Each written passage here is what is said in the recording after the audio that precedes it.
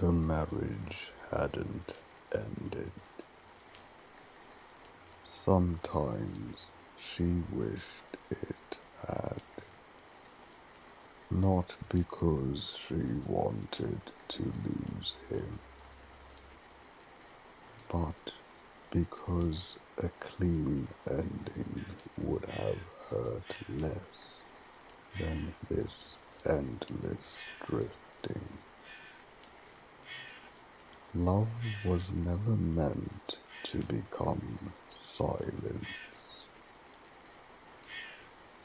It wasn't supposed to become careful conversations measured like medicine, where every word was swallowed before it could become an argument.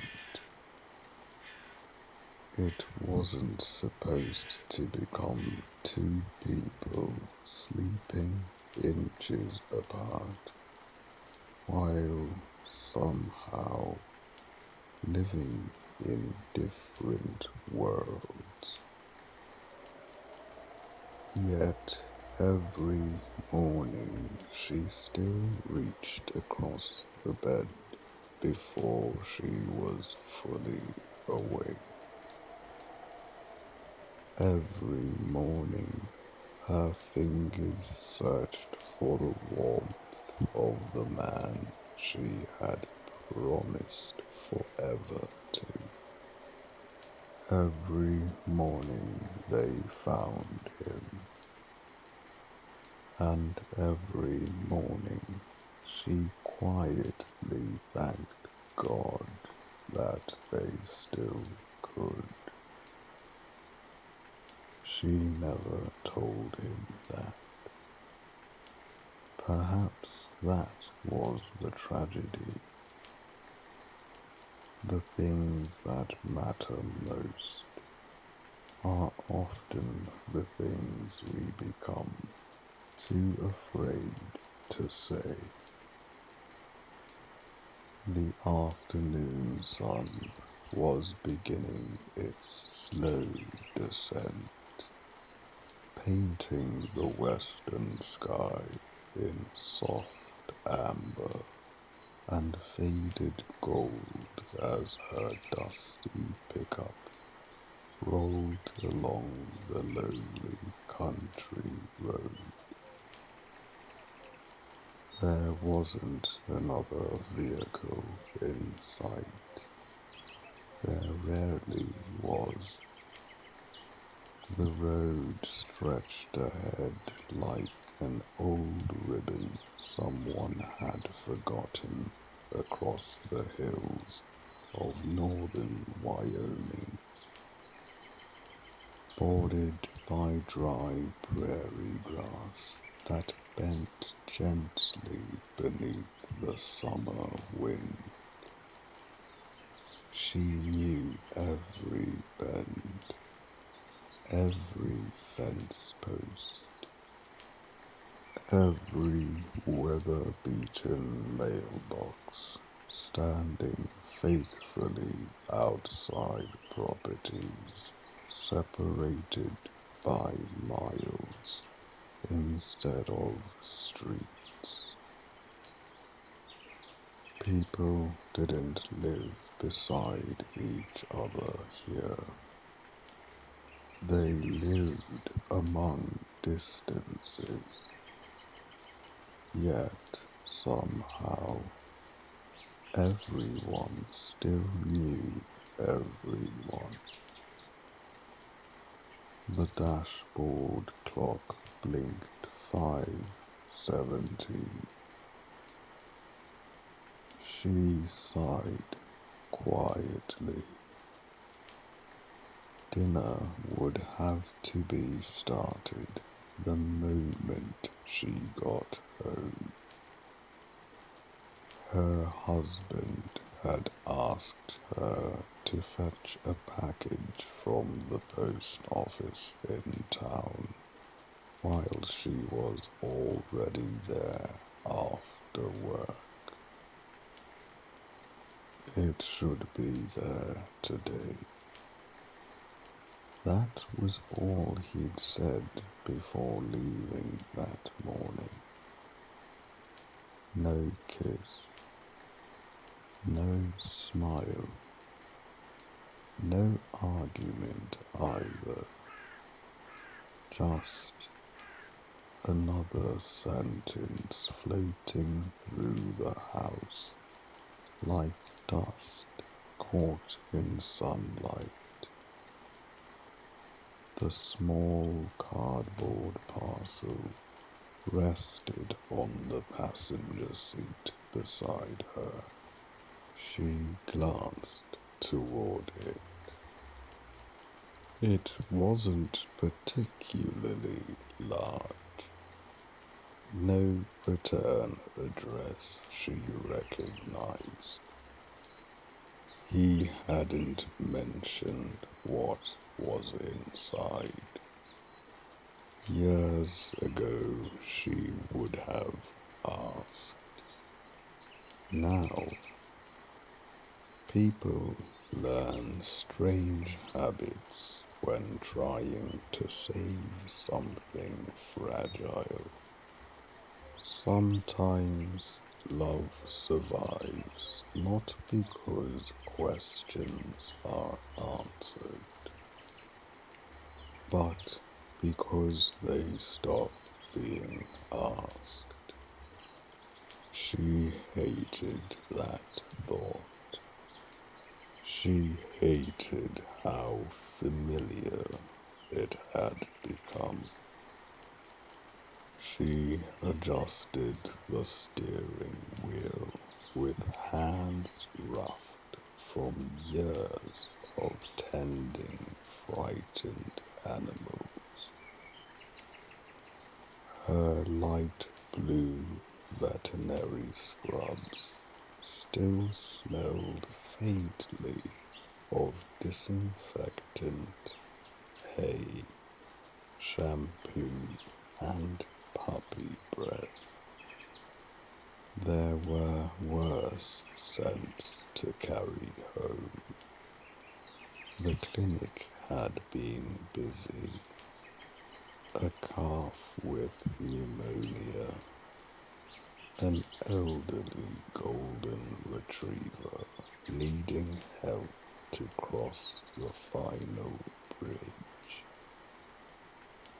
3 rescued kittens, an anxious horse, a frightened little girl who cried harder than the injured rabbit she carried inside. She'd comforted them all. Sometimes she wondered why comforting people had become so much harder. Animals never lied about pain. Humans became artists at it. The road dipped gently into a shallow valley. That was when she noticed the white sedan. It sat on the gravel shoulder beneath an old cottonwood tree, its hood lifted toward the sky. A man stood beside it. His white shirt sleeves were rolled neatly to his forearms. His charcoal tie hung loose around his neck, as though the heat had finally convinced him to surrender one small piece of dignity. When he saw her approaching, He raised one hand, not frantically, just enough. A simple request. She instinctively eased off the accelerator. Out here, you stopped. Everyone did. Not because it was law, because someday you might be the one standing beside the road. Her truck slowed beside the sedan. She lowered her window. The warm air drifted inside, carrying dust and sagebrush. The man smiled politely. It wasn't a salesman smile, nor the confident grin of someone accustomed to charming strangers. It seemed almost apologetic. I'm terribly sorry to inconvenience you, he began. His voice was calm, measured, educated. I was hoping someone might eventually pass. She smiled despite herself. You've probably been hoping for a while. A little over 40 minutes. Out here, that's practically optimistic. He chuckled softly. I suppose perspective depends on population density. She laughed. It surprised her. The sound felt unfamiliar. He stepped no closer than necessary. My name is Nolan. Something softened inside her immediately. My father's name was Nolan. His eyebrows lifted. Then he must have been either exceptionally wise or exceptionally stubborn. Why not both? Well, the wise ones usually become stubborn eventually. She smiled wider. He definitely qualified. I'll take that as a compliment. You should. The silence that followed wasn't awkward, just peaceful. He gestured toward the open hood. My rental appears to have decided that civilization is overrated. You know what's wrong. I've reached the limit of my mechanical education. She glanced toward the engine. I couldn't tell you either. I was afraid of that. My phone's dead.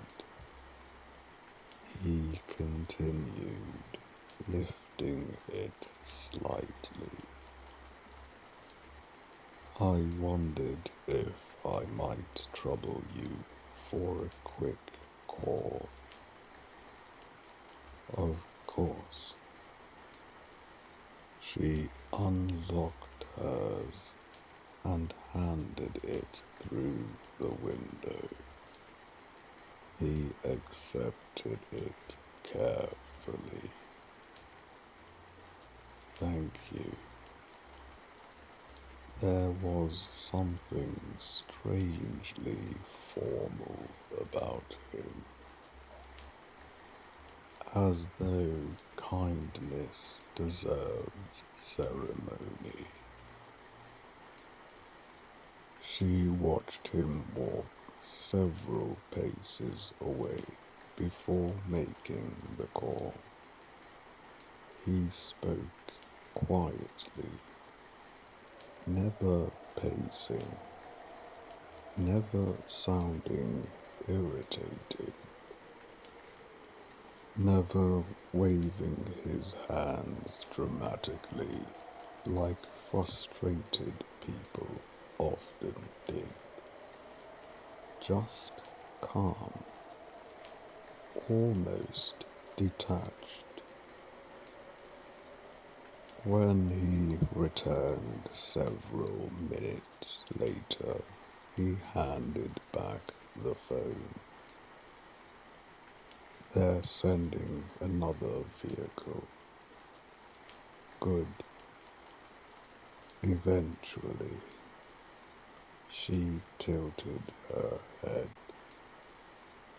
They need me to call again in about 30 minutes after confirming a few things. Oh, I'm sorry. No need to apologize. I seem destined to continue inconveniencing your afternoon. She looked past him toward the endless road. There was still daylight. Home remained another 45 minutes away. Dinner, her husband, the package, everything waiting. Nolan seemed to notice the calculation passing quietly across her face. If waiting is too much to ask, I completely understand. She looked toward the empty horizon, then back at him. This town raised me to believe nobody waits alone. Something unreadable crossed his expression. Not surprise, something deeper. He spoke gently. I would be very grateful if you stayed. She hesitated another heartbeat, then switched off the truck. I suppose 30 minutes won't ruin the evening. I sincerely hope not. The air felt warmer outside. She stepped onto the gravel, brushing invisible dust from her scrubs. Nolan waited rather than immediately leading the conversation.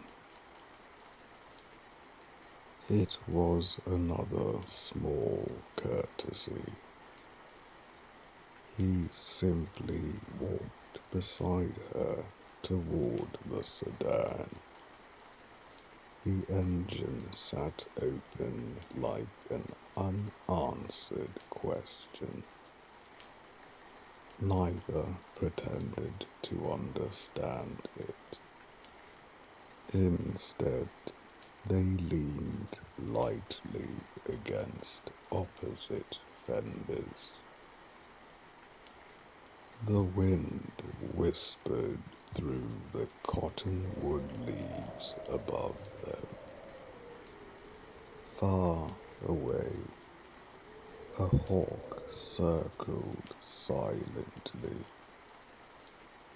Nolan looked toward the enormous western sky.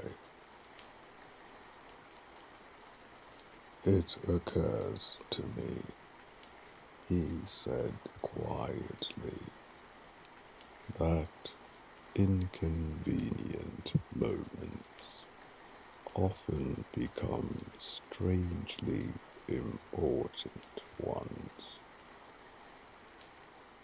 She glanced sideways. That's an optimistic way to look at being stranded. I've learned optimism and realism are less opposed than people imagine. Rarely, I think beautiful things rarely announce themselves. He smiled faintly. They usually disguise themselves as delays. She waited. He seemed like someone who chose words carefully, not because he feared speaking, because he respected language. When we're young, he continued, we believe life's important moments arrive with music playing. His eyes followed drifting clouds. A wedding, a graduation, a child. But years later, he paused. We often discover our lives quietly changed direction on an ordinary Tuesday because someone held a door, missed a train, answered the wrong telephone, or stopped beside a broken down car. She found herself smiling again. I've never heard someone speak about bad luck so fondly. I'm not convinced luck understands whether it's good or bad. You rarely believe that. I believe meaning usually arrives later than events. She folded her arms thoughtfully. You sound like a philosophy professor. I assure you I am considerably less useful. She laughed. No, useful people fix engines. Then I stand corrected. Another comfortable silence settled between them. The prairie seemed to breathe around them. She looked down the empty road stretching toward her hometown. You know, she began quietly. Around here, we grow up believing something very simple. He looked toward her. If someone needs help, you help. You don't calculate whether they deserve it. You don't ask what they'll give you in return. You don't wonder if they're like you politically or religiously or financially. You just stop.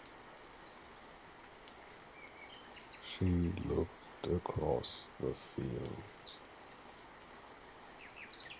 My grandmother used to tell me something when I was little. Life is sacred, even when it doesn't belong to you. I never really understood it then.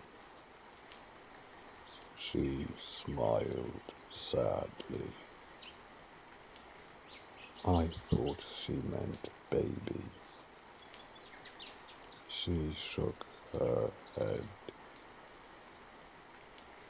I think she meant everyone. Nolan remained perfectly still. She continued. We spend so much time protecting the people we love. But maybe the real measure of a person is how gently they treat strangers. The breeze stirred again. Nolan lowered his gaze. When he finally spoke, his voice had become quieter than before. That's an extraordinary thing to believe. I think it's the only thing worth believing. For the first time since she'd stopped beside the road, Nolan said nothing.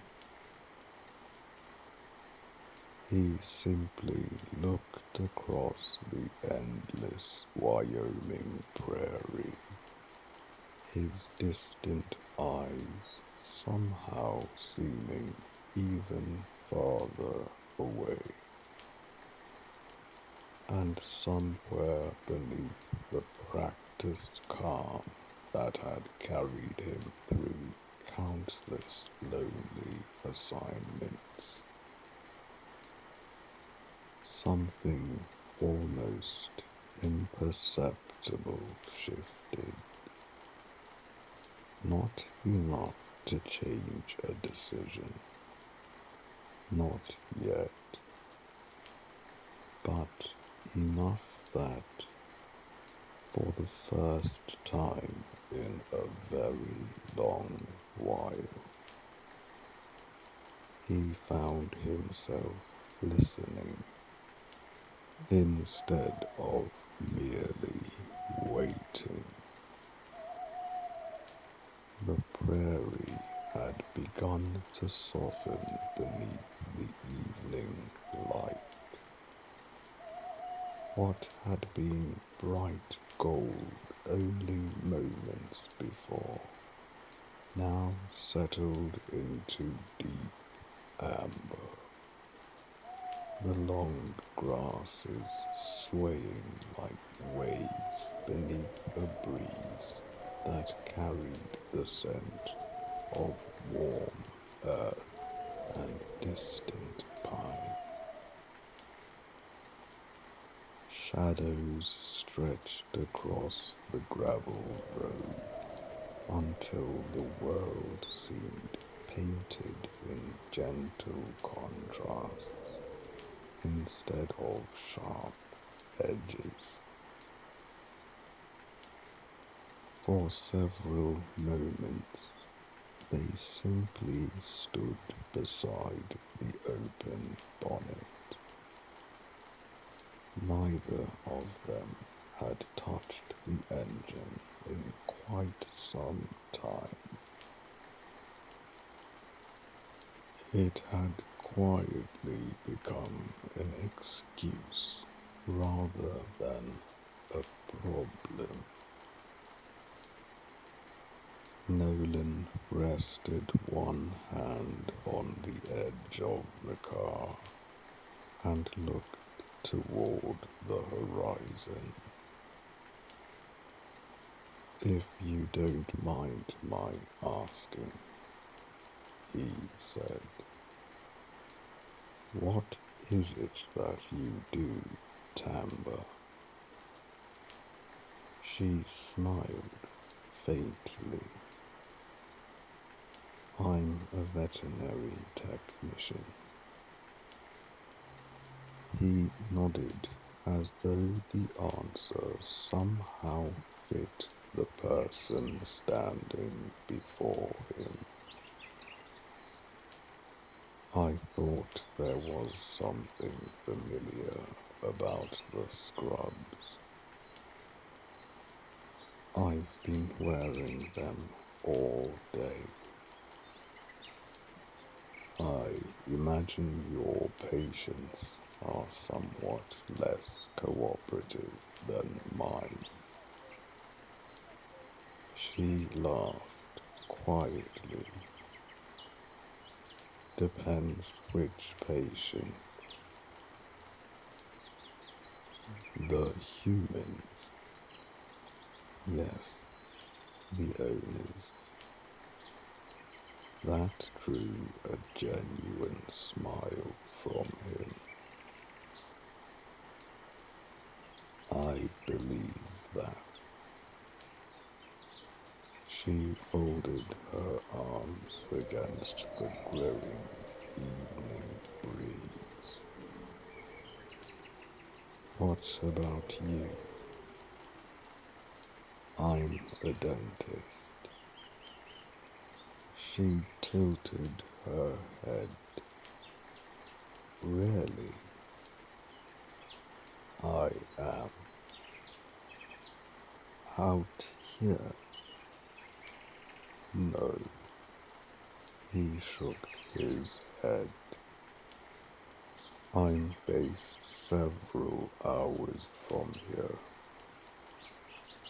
She narrowed her eyes for a moment. "Wait." He looked back at her.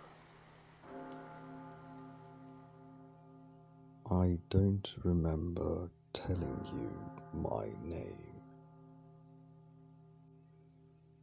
He met her gaze without hesitation. "You did." "I did." "When I introduced myself." She frowned.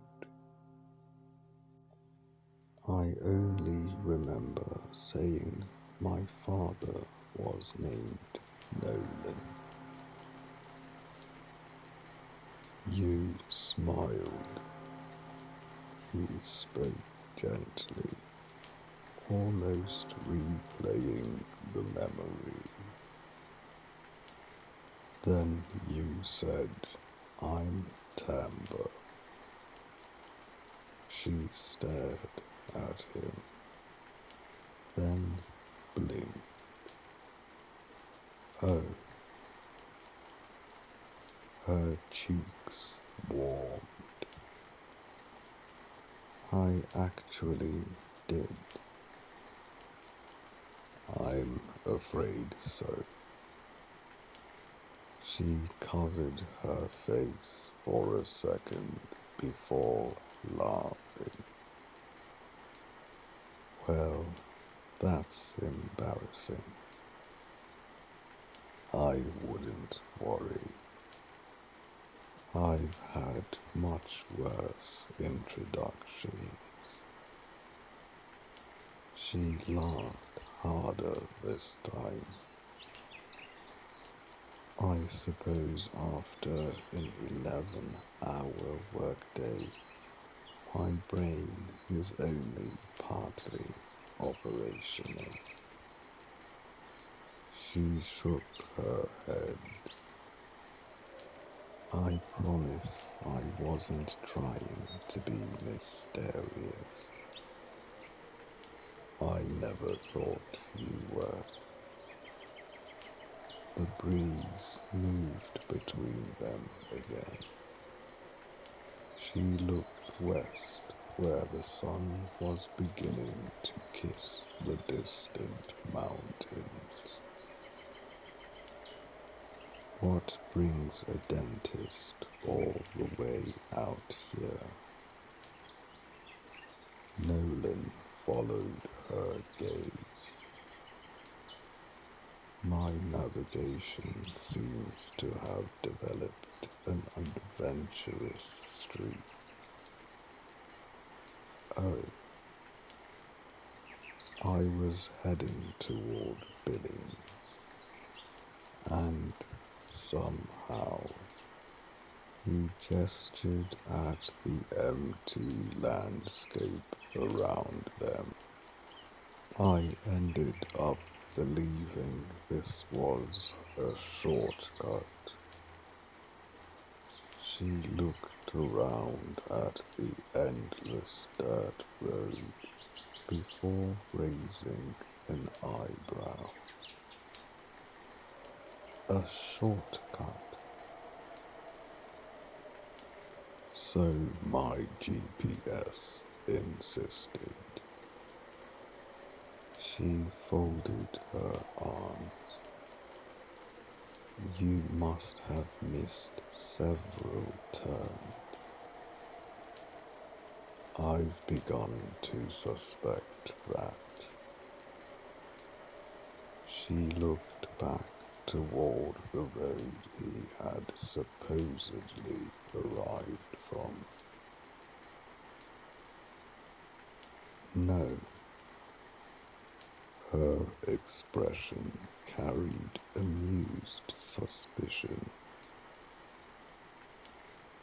You'd have had to leave the highway a long time ago. I know. There are at least 4 turns before you even get here. So I've been informed by my own regret. She smiled, but continued studying him. I don't know many people who accidentally drive this far into nowhere. He accepted the observation with surprising ease. I suppose I deserve the skepticism. Just a little. I'll settle for little. Silence settled again before she asked. So, what's your name again? Nolan. No, she smiled. Your full name. He hesitated only briefly. Dr. Nolan Grisham. She repeated it softly. Dr. Grisham. Then she smiled mischievously. Can I ask you something without offending you? You may certainly try. Are dentists actually doctors? His eyebrows lifted. I've discovered that question is considerably more dangerous than politics. She laughed. So, we complete doctoral training. So, yes, but I'm aware many physicians reserve the right to remind us we don't treat the entire body. She shrugged. I've always thought teeth were just. She searched for the word. Teeth. He smiled faintly. They are considerably less independent than people imagine. She leaned against the truck. Oh. He looked down thoughtfully before speaking. One of the first signs of diabetes often appears in the mouth. She looked surprised. Really? Mouth infections have been linked with heart disease. He continued calmly. Inflammation around the gums can influence the rest of the body in ways we're still studying. He smiled. We tend to think of health in separate rooms. The truth is, it's all one house. She considered that. Interesting. But I think I'm doing just fine. I brush, I floss occasionally. I'll see my dentist when he tells me I have to. His smile grew. Coming from someone who works in animal medicine, I expected stronger support for preventative care. She chuckled. Touché. He looked out over the fields again. I've often wondered why human beings understand prevention intellectually, yet live reactively. She waited. He continued in the same calm voice. We service our vehicles before they fail. We water gardens before they die. We reinforce bridges before they collapse. But relationships, he paused. Relationships are somehow expected to survive neglect. She felt something tighten quietly inside her chest. The strange thing, he said softly, is that love rarely disappears all at once. It usually starves, not because someone commits a great betrayal, but because two ordinary people slowly stop showing up for one another. The wind whispered through the cottonwood leaves.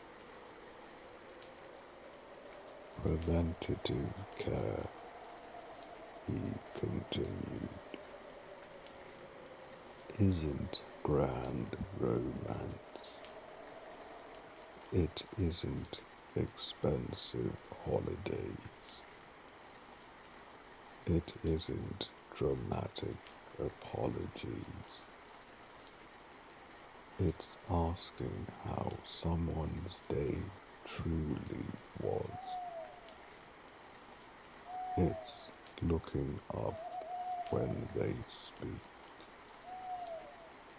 It's choosing curiosity before assumption. It's remaining present before absence becomes habit. He smiled sadly. By the time most couples ask how to save a marriage, they're already discussing emergency medicine. Tamber lowered her eyes.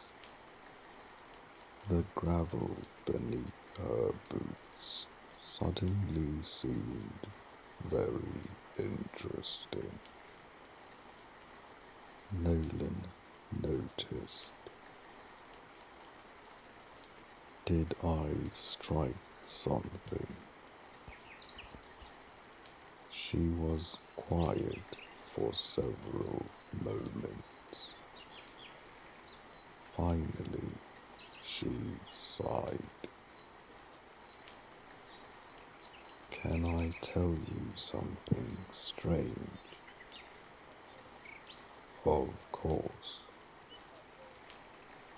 You're probably the safest person I could tell.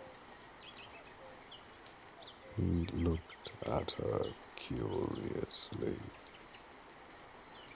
Because I'll probably never see you again. He nodded once.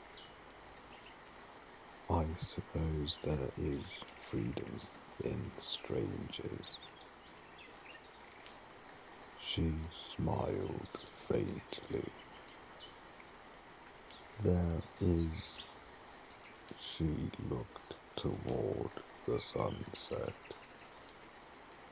Hypothetically, Nolan remained silent. Hypothetically, what if you lived with someone and every day they became a little farther away? She searched for the words. They are still there. They still come home. They still eat dinner. They still sleep beside you. But it's like she swallowed. It's like they've already left. She laughed sadly. You begin grieving someone who's standing in the same kitchen.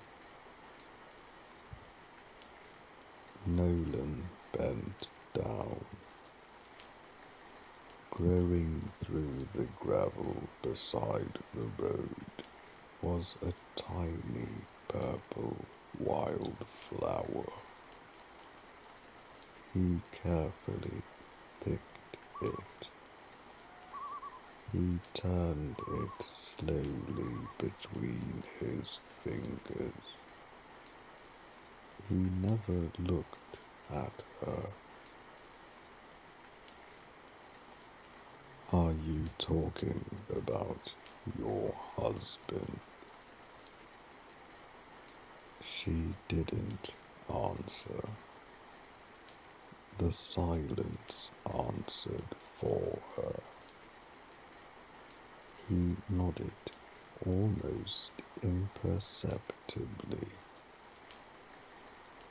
What have you done differently?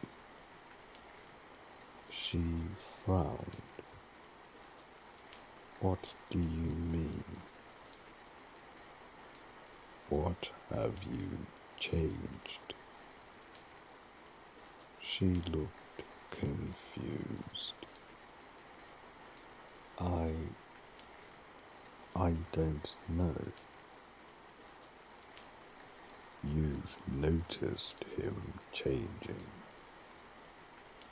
Have you changed your approach? She thought. I suppose not. Why? She shrugged helplessly.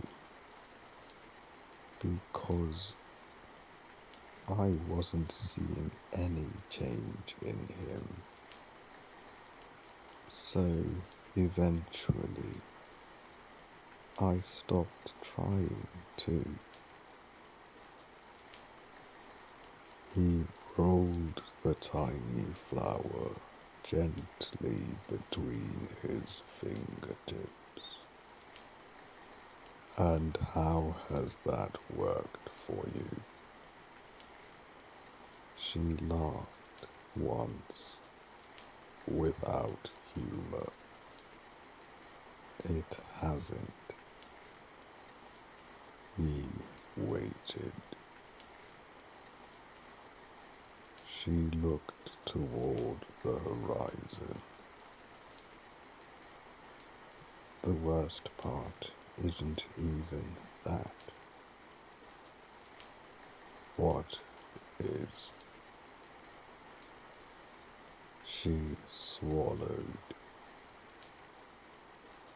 I don't really care anymore. The words frightened her. Saying them aloud made them real, and that, she whispered, hurts the most. Nolan was quiet. Then he asked, so why stay? She looked at him. If neither of you wishes to fight, why remain? She straightened immediately. That's unfair. He met her gaze. I'm sorry. I spoke too quickly. Neither of them said anything. The wind carried another long silence between them. Finally, Tamber sighed. No. She shook her head. You shouldn't apologize. She smiled sadly. You're partly right. She rubbed her hands together. I did fight for a long time. She looked into the fading light. I started making his favorite dinners again. I planned weekends. I left little notes in his lunch. I suggested counseling. I even tried just sitting quietly beside him because maybe conversation was exhausting. Her smile disappeared. The strange thing, the harder I tried, the more irritated he became. She looked utterly bewildered. It was almost like my effort reminded him of something he didn't want to think about. He'd become short with me, distant, sometimes even angry. She looked down. I began wondering whether loving me had become another chore on his list. Nolan listened without interrupting. The flower remained between his fingers. He turned it once more before speaking quietly. May I ask one difficult question? She nodded. When you gave him those things, the dinners, the notes, the weekends, were they gifts or were they invitations? She frowned. I don't understand. He looked at the flower. Sometimes we perform acts of love, hoping they'll awaken love in return. That makes them expectations, wearing generosity as a disguise. She thought about that. I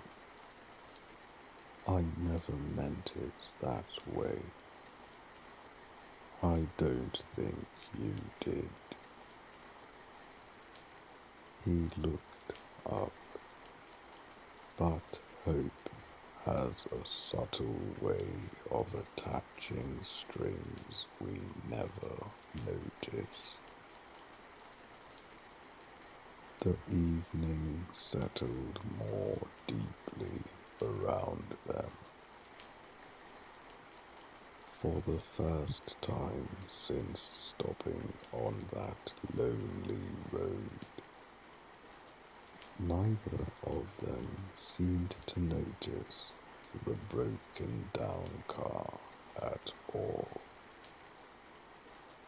It had become little more than the place where two strangers, carrying very different burdens, found themselves speaking truths they had been unable to say anywhere else. The evening had settled gently over the prairie. The light no longer belonged to the sun alone. It belonged to memory.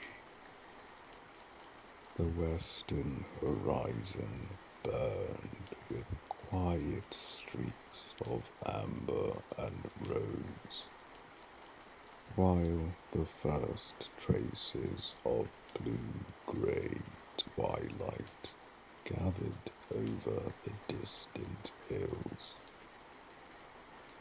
Somewhere beyond the fields, unseen crickets had begun their evening chorus, and the breeze carried with it the scent of dry sage and cooling earth.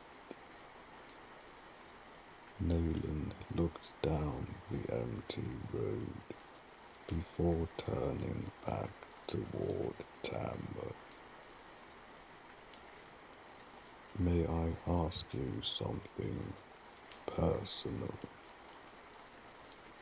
She gave a cautious smile. You've been doing that for the better part of an hour. I have. And somehow I've answered. You've answered what you've been comfortable answering. His tone carried no pressure. I'd like to keep it that way. She nodded. Go ahead. He rested one hand on the roof of the sedan. When you speak about your husband, he paused. You spoke about distance. You spoke about silence. You spoke about disappointment.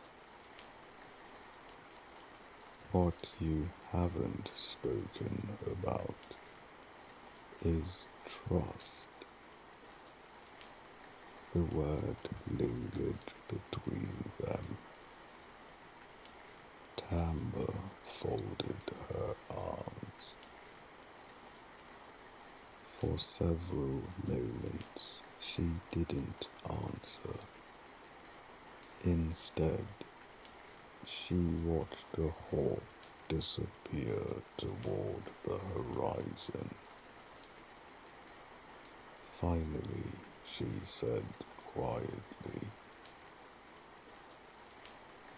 "Trust is harder to explain. Sometimes those are the things most worth explaining." She smiled faintly. "You really don't ask easy questions. I've found life rarely gives easy answers." She laughed softly. "No, I suppose it doesn't." Her expression slowly changed. The smile disappeared. There was something. Nolan remained silent. She appreciated that. He never seemed to rush silence. Years ago, she had discovered that the people who truly listened rarely hurried another person's thoughts. "My grandmother left me some money." She looked toward the fading sunlight. "It wasn't enough to make anyone wealthy, but it was enough that she'd spent most of her life putting it aside. I always thought I'd use it one day for a home." She smiled sadly. "Or children."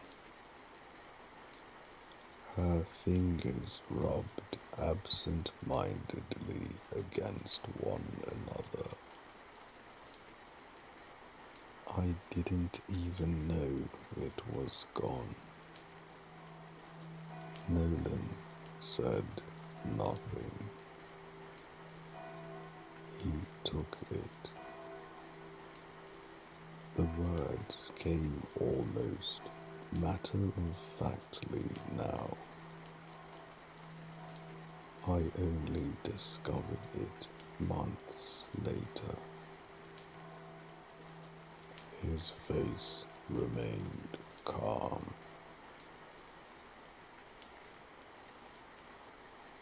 He wanted to start a business. "What kind?" "Hunting equipment." She smiled to herself. "And wildlife accessories." He'd always loved the outdoors. He had this dream of designing equipment that actually solved problems hunters complained about. She shrugged. "The strange thing is, it worked. He built something people genuinely liked. The business did well." Nolan listened carefully. "And you forgave him?" "I did." "Why?" She answered without hesitation. Because he asked. He admitted what he'd done. He said he was terrified I'd never support the idea if he'd asked beforehand. He promised he'd repay every cent. She looked down, and he said, her voice softened, that he was building something for our future. I wanted to believe him, so I did. Nolan was quiet for several moments. When he finally spoke, his voice had become almost reflective. Trust is a remarkable thing. He looked toward the endless prairie. It isn't built by great declarations. No marriage has ever become trustworthy because two people promised loudly enough. It grows in smaller places, in ordinary Tuesdays, in forgotten receipts, in being exactly where you said you would be, in telling difficult truths before they become convenient lies. He bent down and picked up a small pebble, rolling it thoughtfully between his fingertips. When people speak of betrayal, they often imagine spectacular events. They imagine dramatic affairs. They imagine enormous deceptions. But trust rarely breaks all at once. It weakens quietly. A promise overlooked. A conversation avoided. A secret justified. He looked at the stone. The tragedy of trust is that it takes years to grow comfortable enough to sleep beside someone, and only moments to begin wondering whether you should. The breeze drifted through the open bonnet of the sedan. He continued, forgiveness is beautiful. I believe that, but forgiveness and trust are different craftsmen. Forgiveness may arrive in a single afternoon. Trust rebuilds itself one ordinary day at a time. It asks for consistency, for patience, for honesty that continues long after the apology has faded. He smiled gently. The apology opens the door. The life that follows determines whether anyone walks through it. Tamber let out a slow breath. I've never thought about it like that. I don't know if it's true. It's simply what I've observed.